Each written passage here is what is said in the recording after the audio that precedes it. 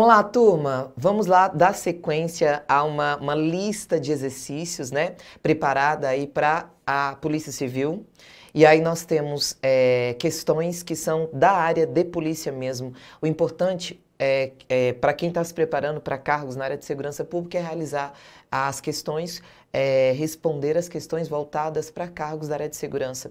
São questões muito específicas, certo? Então, mesmo que a matéria não seja voltada para a área do direito penal, processo penal, como no nosso caso, que é direito administrativo, é interessante que as questões a serem realizadas como estudo, como parte prática do estudo, sejam voltadas aí para a área de polícia mesmo, para a área de segurança pública, porque elas são diferenciadas. Então, no geral, as questões a gente vai notar que elas envolvem um pouquinho da parte específica do policial. Então, você tem, por exemplo, questões, um presidiário fugiu, a polícia foi lá, e a questão vai estar voltada a trabalhar o conteúdo no âmbito do direito administrativo, que é o nosso foco, mas dentro da vivência policial. Então, são questões que a gente vai notar quase que 100% delas são voltadas aí um pouquinho de misturar a parte lá específica, os casos práticos, dentro do direito, casos práticos da área da segurança pública, dentro do direito administrativo. Então, não é muito interessante que a gente pegue questões de tribunais ou de qualquer outra secretarias, no geral. É interessante, óbvio que caso não seja possível, quanto maior o número de questões, melhor, mas é importante que seja focada aí para a área de segurança, tá? Nós temos aí itens todos para a área de segurança, então são questões em 90% delas aplicadas pelo CESP para as polícias civis do DF, dos estados, e algumas questões aí que eu coloquei de provas da Polícia Federal, porque estão dentro do contexto, tá bom? No mais, a gente vai comentar, a gente vai destacar pontos importantes, a gente vai dar ênfase e fazer uma bela revisão aí de todo o conteúdo, combinado? Vamos lá para as questões, vamos começar nosso material. Então, nós temos aí, né, o item número 1, as primeiras questões eu coloquei aquelas que foram aplicadas nos últimos concursos. Então, a gente vai trabalhar em cima, primeiro, de uma revisão dentro do que foi cobrado para o último concurso da Polícia Civil do DF. O item número 1 foi prova para escrivão e perguntou o seguinte: com relação à organização político-administrativa, julgue os itens que seguem. Haverá descentralização administrativa quando, por lei, competências de um órgão central forem destacadas e transferidas a outras pessoas jurídicas estruturadas sob o regime de direito público ou sob a forma do direito privado. Então, esse é um item típico de provas do CESP. Não adianta você correr, porque esses institutos aqui, eles são cobrados aos montes. Então, a gente está num assunto chamado, vamos botar aqui no cantinho, organização administrativa, tá? Então, esse é o tópico, é o conteúdo que vai cobrar aí as formas de organização da administração pública. E aí nós temos duas formas de organização. Nós temos a desconcentração e nós temos a descentralização. Então, são duas formas de organização administrativa. Na verdade, nós temos algumas outras, mas as principais são essas. O Estado pode organizar a sua administração pública desconcentrando ou descentralizando. A desconcentração se dá através da criação de órgãos públicos, certo? E a descentralização, ela se dá de duas formas. Quando o Estado pega um serviço e transfere para uma entidade administrativa, ou seja, uma entidade da administração indireta, ou então quando o Estado pega um serviço e transfere para um particular. A descentralização pressupõe a transferência de um serviço para uma entidade administrativa. Quais são as entidades administrativas? Vamos puxar elas para cá, uma autarquia, uma fundação pública, uma empresa pública ou uma sociedade de economia mista, ou quando o Estado pega o serviço e transfere para um particular. Isso é a descentralização, ok? E aí, vamos devagarzinho, vamos pegar esse cantinho aqui e vamos colocar da seguinte forma. O Distrito Federal, vamos pegar o DF, que é uma entidade política que, por exemplo, criou uma autarquia chamada Detran-DF, para que essa autarquia passasse a executar o serviço de fiscalização de trânsito, regra geral, né? Dentre outros serviços, mas o foco principal, fiscalização de trânsito. Então, essa distribuição de competências do DF para uma autarquia é o que a gente chama de descentralização, já que o Estado pegou o serviço e transferiu para uma outra entidade. Por ser entidade, toda entidade é dotada de personalidade jurídica própria.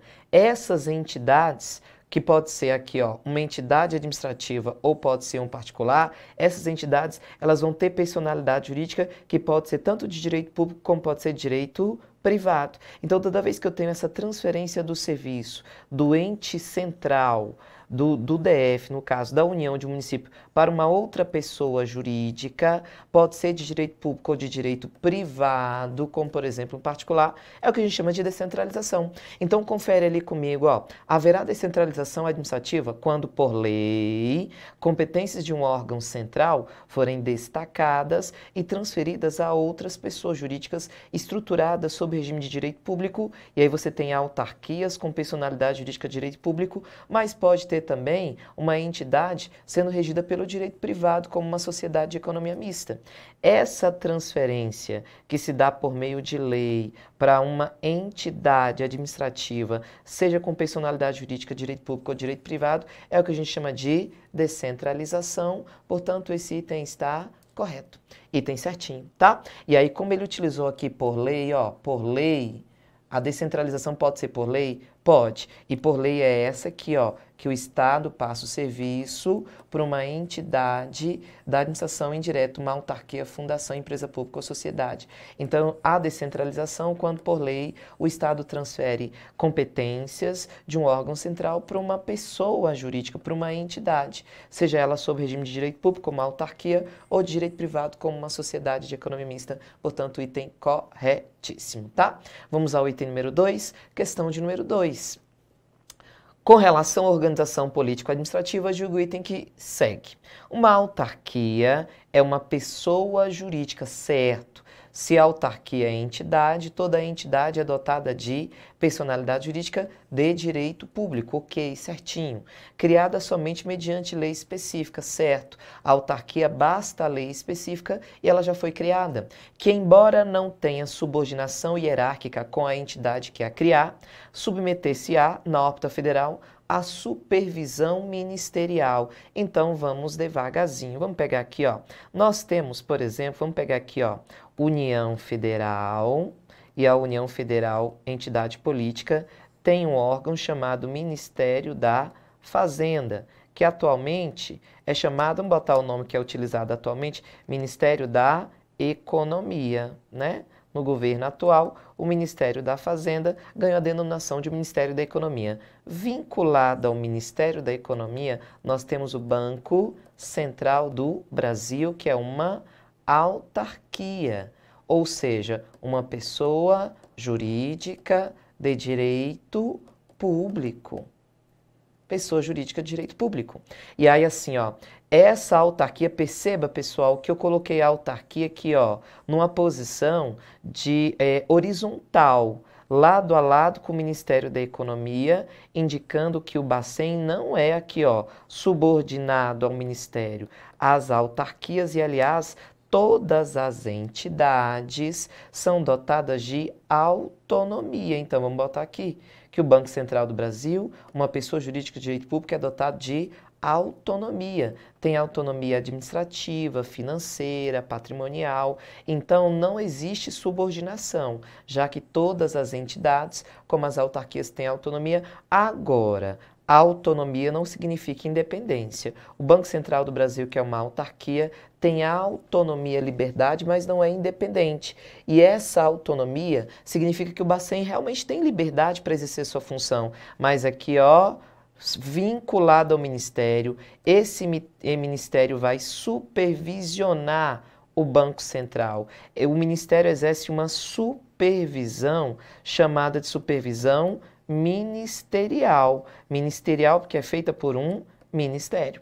E essa supervisão é uma espécie de controle. controle que é feito sobre o Banco Central, mas não é um controle para mandar, não é um controle de hierarquia, é um controle chamado de controle finalístico, é um controle para saber se a entidade, Banco Central, está cumprindo a sua finalidade. Está cumprindo a finalidade? Beleza, não é para mandar, é um controle chamado de controle finalístico, só para saber se o Banco Central está cumprindo a sua finalidade de regulação do mercado, né, financeiro, da regulação econômica, né, da parte econômica do país. Então, olha o item lá, ó. Uma autarquia é uma pessoa jurídica, que é sinônimo de entidade, certo, de direito público, criada somente mediante lei específica. Autarquias são apenas criadas através de lei, não tem registro, não tem mais nada. Que, embora não tenha subordinação hierárquica, e realmente não é subordinado, é vinculada às autarquias, as entidades não são subordinadas, são vinculadas. Embora não tenha subordinação hierárquica com a entidade que quer criar, submeter-se à norma federal à supervisão ministerial, certinho também. Esse é um item muito característico do CESP, é um item que pede literalmente conhecimento profundo das características das entidades da administração indireta, no caso aqui de uma autarquia, tá? Item correto. Questão de número 3. Membros de direção de entidades privadas que prestem serviços sociais autônomos, a exemplo do Serviço Social da Indústria, o SESI, estão sujeitos a prestar contas ao Tribunal de Contas da União, TCU, haja vista receberem recursos públicos provenientes de contribuições parafiscais. Então vamos fazer o seguinte, ó, vamos colocar aqui a administração pública, certo? E aí nós temos a administração pública brasileira, que é dividida entre a administração direta e a administração indireta, certo? A direta é composta por União, Estados, DF e municípios. A indireta é composta pelas autarquias, fundações públicas, empresas públicas e sociedades de economia mista, certo? E aí aqui eu tenho a estrutura da administração pública. Só que ao lado dessa administração pública, nós temos algumas entidades chamadas de paraestatais. As paraestatais, que são em 3 categorias, também conhecidas como terceiro setor, né? Nós temos serviços sociais autônomos, nós temos as OSs e nós temos as OCIPs. Beleza? Então são as 3 paraestatais, elas não pertencem à administração pública. Perceba que aqui eu tenho a administração pública, seja direta ou indireta, e abaixo eu tenho as paraestatais. Então são entidades que não pertencem à administração pública nem direta e nem indireta, porém, todavia, entretanto, elas recebem recursos públicos. As 3 recebem recursos públicos. E aí, ó, esses, por receberem recursos públicos, elas são obrigadas a prestar contas. Se eu tenho dinheiro público envolvido, eu tenho fiscalização financeira feita pelo Tribunal de Contas. Com relação aos serviços sociais autônomos, o recurso que elas recebem vem de contribuições que são feitas para quem é do comércio, da indústria. Então, se eu tenho uma indústria, eu vou recolher uma contribuição destinada ao SESI. Se eu sou do comércio, eu vou recolher uma contribuição destinada ao SESC. Esse recolhimento vai para os cofres públicos, então os empresários, os comerciantes pagam isso aqui para os cofres públicos e depois os cofres públicos destinam um pedaço para o sistema, tá? Para o serviço social autônomo. Esse valor que literalmente é pago pelos comerciantes, pelos industriários, aos cofres públicos e depois é destinado ao serviço social autônomo, é chamado de contribuições parafiscais, tá? Então o nome é esquisitinho, mas é esse mesmo. Contribuições parafiscais são recursos, é a contribuição que é paga pelos particulares, os empresários, os comerciantes, paga isso para os cofres públicos, é recolhido numa guia, essa guia vai para os cofres públicos e depois esse dinheiro é encaminhado para o SESC, SESI, SENAI, etc. Então, por serem recursos públicos, é necessário que esses recursos sejam fiscalizados e há uma fiscalização bem rigorosa, tá, pessoal? Então, vamos lá no item 3. Membros de direção de entidades privadas que prestem serviços sociais autônomos, a exemplo do SESI, estão sujeitos a prestar contas ao Tribunal de Contas da União, haja vista receberem recursos públicos provenientes de contribuições parafiscais. Certinho. Item correto, tá? E essa contribuição para fiscal é só para os S, tá, pessoal?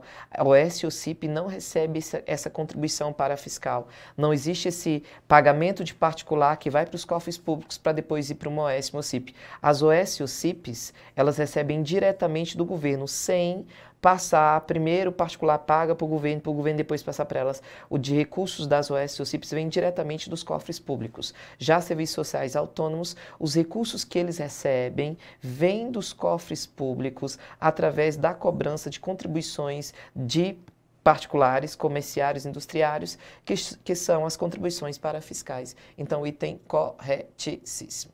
Bora mais? Item de número 4. Foi para agente de polícia.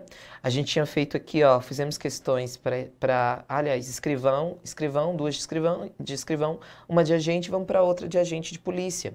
Os atos administrativos estão sujeitos ao controle judicial. No entanto, tal controle não autoriza que o juiz, em desacordo com a vontade da administração, se substitua ao administrador, determinando a prática de atos que entender conveniente e oportunos. Também atos administrativos, matéria muito cobrada em prova, absolutamente cobrada em prova. E aí nós temos aqui, ó, controle dos atos administrativos. Vamos botar aqui, ó, controle dos atos administrativos. E aí nós temos, basicamente, vou colocar aqui, ó, duas espécies de controle. Tem três, mas vou deixar as principais. O controle que é feito pela própria administração pública e o controle que é feito pelo judiciário. A administração pública, ela pode controlar a legalidade dos atos dela, mas também pode controlar o mérito dos seus atos. A legalidade é para avaliar se o ato está ou não de acordo com a lei. O mérito é para avaliar a oportunidade, a conveniência do ato administrativo. E aí, se o ato controlado pela própria administração for considerado violador da lei, ou seja, ilegal, cabe a anulação do ato pela própria administração. Mas se o ato controlado pela própria administração foi inoportuno ou inconveniente, oportunidade e conveniência. Deixa eu arrumar isso aqui. Conveniência. Ao analisar a oportunidade e a conveniência, caso verifique que o ato é inoportuno ou inconveniente, cabe a revogação do ato administrativo.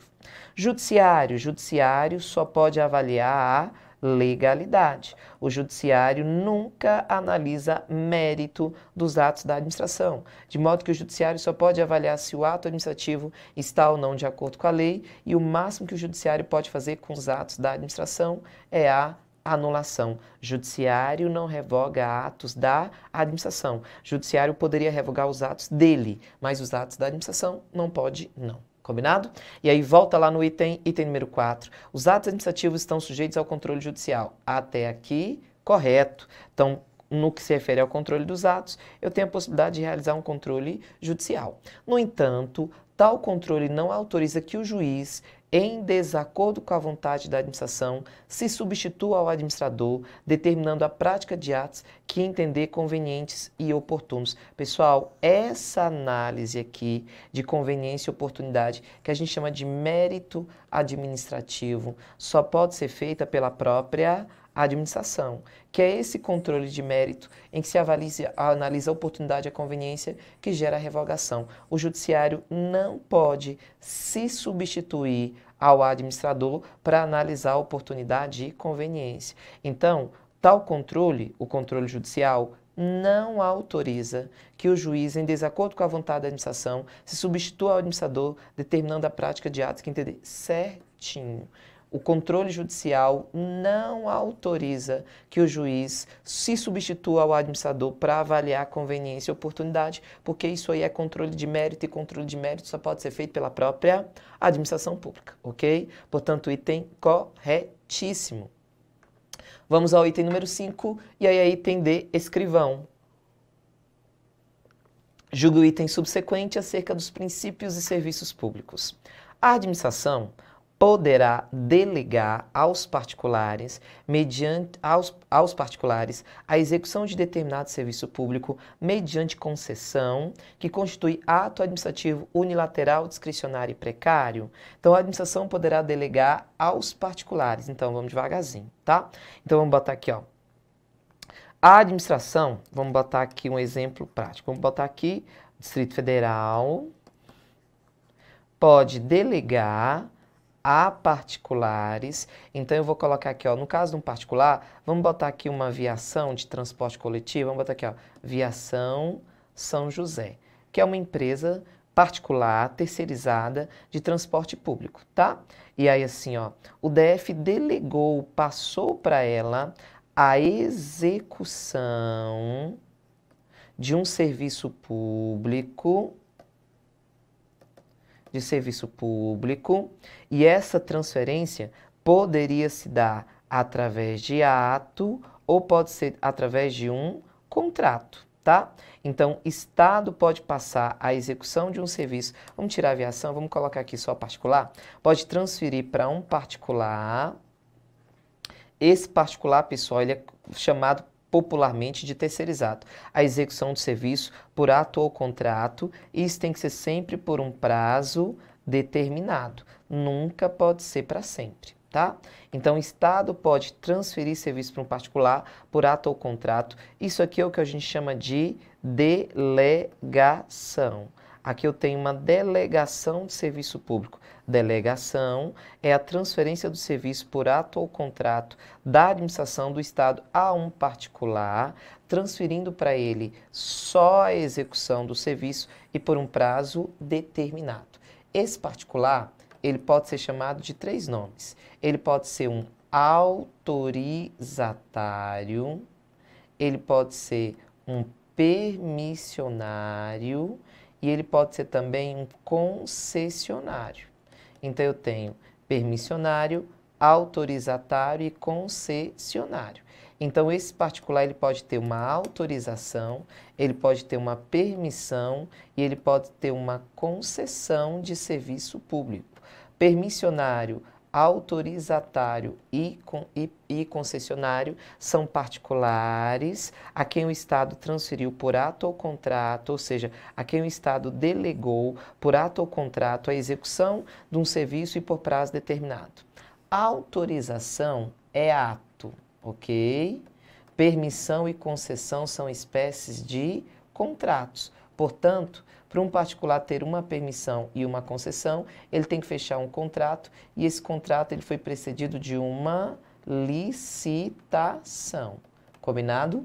Ato não. Ato não tem licitação. Só que ato, vamos puxar para cá aqui, ó. Essa autorização, ela é um ato administrativo, não teve licitação, é um ato unilateral e precário. Pode ser retirada a qualquer tempo, precário é frágil. Então, a autorização é um ato unilateral precário que pode ser retirado a qualquer tempo. E outra, ó, é altamente discricionário. O Estado dá uma autorização se ele achar que é conveniente. Se ele achar que não, ele nega. Então, eu particular, eu vou até o Estado e solicito uma autorização para executar algum serviço público. Essa autorização pode ser sim, pode ser não, porque ela é discricionária. Então, o Estado vai avaliar a oportunidade e conveniência dessa minha autorização e vai ver se concede ou não concede. E, além de ser um ato discricionário, é precário, pode ser desfeito a qualquer tempo. Daqui para amanhã, deu hoje a autorização, amanhã tira. Permissão e concessão, não. Não são atos, são contratos, ou seja, não é unilateral, contrato é bilateral, precisa de licitação. Tá? Então, dá uma olhadinha aqui no item número 5, foi item tranquilo, facinho, para acertar, tranquilaço. A administração pública poderá delegar, beleza, aos particulares, certinho, a execução de determinado serviço público. Então, tá aqui, ó, o Estado, a administração pode delegar a particulares a execução do serviço público mediante concessão. Pode ser através de uma concessão? Tá aqui, ó, pode. O concessionário é o particular que tem uma concessão, que constitui ato. Opa, administrativo unilateral? Não, gente. Concessão e permissão, essas duas aqui, ó, concessão e permissão são espécies de contratos bilaterais e não são precários, desfeitos a qualquer tempo. Ainda mais a concessão, que tem um pouco mais de firmeza do que uma permissão. As concessões são contratos mais firmes, que o Estado, para poder retirar a concessão, tem que instaurar processo, dar direito de defesa. Então não pode ser assim precário, desfeito a qualquer tempo. Item errado, tá? Item tranquilaço também, o item que é muito direito administrativo, muito mesmo, e é a cara do CESP mesmo para provas de polícia. Bora para o item 6, que também foi civil daqui do DF, prova de escrivão. No que se refere à anulação e revogação dos atos administrativos, julgue o item a seguir. Tanto os atos administrativos discricionários como atos administrativos vinculados podem ser anulados ou revogados. Então, seja ato discricionário ou vinculado, eles podem ser anulados ou revogados? Vamos botar aqui, ó, uma tabelinha pequenininha, mais ou menos pequenininha, né? Vamos botar aqui, ó, anulação de ato, revogação de ato, beleza? Então vamos botar aqui, ó, primeiro, motivo. Qual é o motivo de uma anulação? É porque o ato é ilegal. Qual é o motivo de uma revogação? Porque o ato se tornou inoportuno ou inconveniente. Então, anula-se ato ilegal, revoga-se ato inoportuno ou inconveniente. Quem pode anular e quem pode revogar? A anulação pode ser feita pela própria administração ou pelo judiciário. Já a revogação a gente já comentou, só pode ser feita pela própria administração. Então, qual é o motivo da revogação e anulação? Quem é que pode anular e quem é que pode revogar? Vamos botar aqui, ó, efeitos. A anulação opera efeitos ex tunc, retroativo. Já a revogação opera efeito ex nunc, retroativos. Beleza, que mais a gente pode colocar aqui, ó? Terceiros de boa-fé. Como é que ficam os terceiros de boa-fé? Seus direitos, os direitos são resguardados. Então, quem não tem nada a ver com o ato ilegal tem seus direitos resguardados, tanto na anulação como na revogação. Os direitos dos terceiros de boa-fé são direitos que são resguardados. Prazo são direitos que são resguardados. Quanto tempo a administração tem para anular um ato? 5 anos, salvo má-fé do particular. Salvo má-fé. Quanto tempo a administração tem para revogar um ato administrativo? A qualquer tempo. Então, nós temos anulação, revogação, e aí nós temos os motivos da anulação, da revogação. Anula-se ato ilegal, revoga-se inoportuno ou inconveniente. Quem pode? A própria administração pode anular, ou o Poder Judiciário. Revogação só pode ser feita pela própria administração. Efeitos. A anulação opera efeitos ex tunc, retroativos. Já a revogação é efeito ex nunc, que não retroage. Terceiros de boa-fé. Como é que ficam os direitos do terceiro de boa-fé? Os direitos ficam resguardados. Quem é direito de boa-fé não pode ser prejudicado. E o mesmo acontece na revogação, onde os terceiros de boa-fé têm seus direitos resguardados. Opa, inconveniente. Deixa eu arrumar aqui para ficar uma tabelinha bem arrumadinha. Inoportunos, inconvenientes.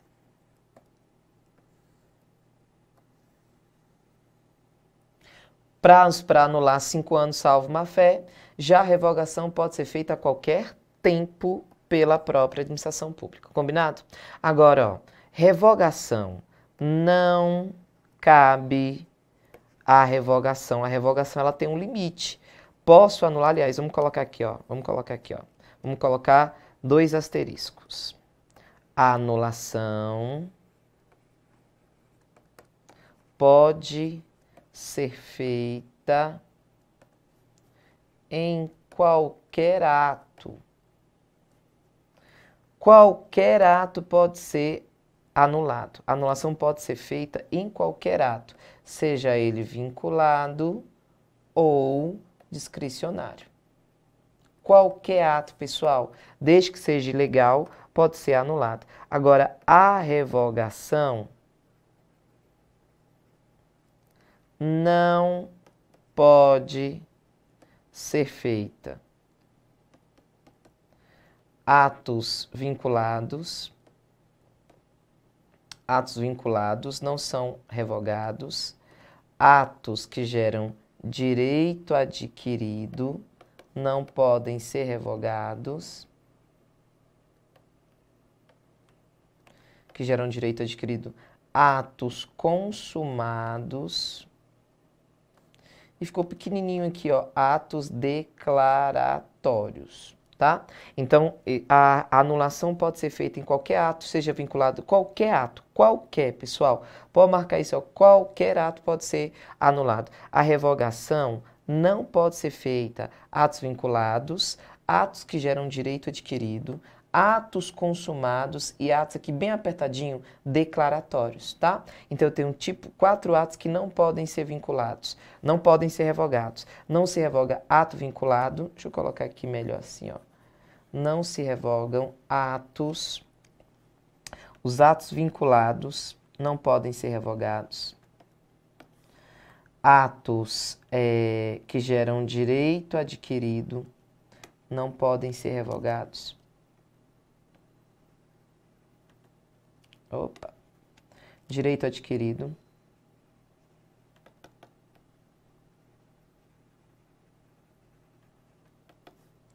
Atos consumados, os atos que já exauriram seus efeitos, e os atos declaratórios, certidões, atestados que declaram, não podem ser revogados, tá? Então são 4 atos que não podem ser revogados: os vinculados, que geram direito adquirido, os consumados e os declaratórios. Gente, ato vinculado é o ato que está preso na lei.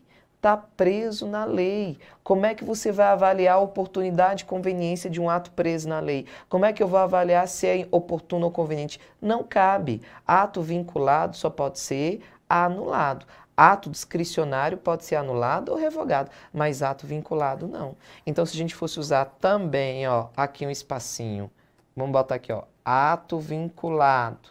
Os atos vinculados presos na lei só podem ser anulados. Se está preso na lei, não tem como revogar. Atos discricionários, vamos botar aqui. Um ato discricionário pode ser anulado se for ilegal, mas também pode ser revogado se o ato discricionário se tornar inoportuno ou inconveniente, tá? Então essa é uma regrinha de ouro, isso aparece demais em prova no intuito de derrubar o candidato. Atos vinculados estão presos na lei. Se está preso na lei, eu só posso anular. Eu não tenho como analisar se ele é oportuno ou conveniente. Para eu analisar a oportunidade e conveniência, eu tenho que ter liberdade. E o ato vinculado está preso na lei. Atos discricionários podem ser tanto anulados ou revogados. Para um tiquinho, dá uma olhadinha aqui para mim rapidinho. Só um minutinho. Dá uma olhadinha aqui. Esse é um item muito cobrado em prova. Absurdamente, ele é muito passível de confusão. Ato vinculado, preso na lei. Todos os elementos do ato vinculado estão previstos em lei. Então, vou te dar um exemplo simples. Licença paternidade é um ato vinculado.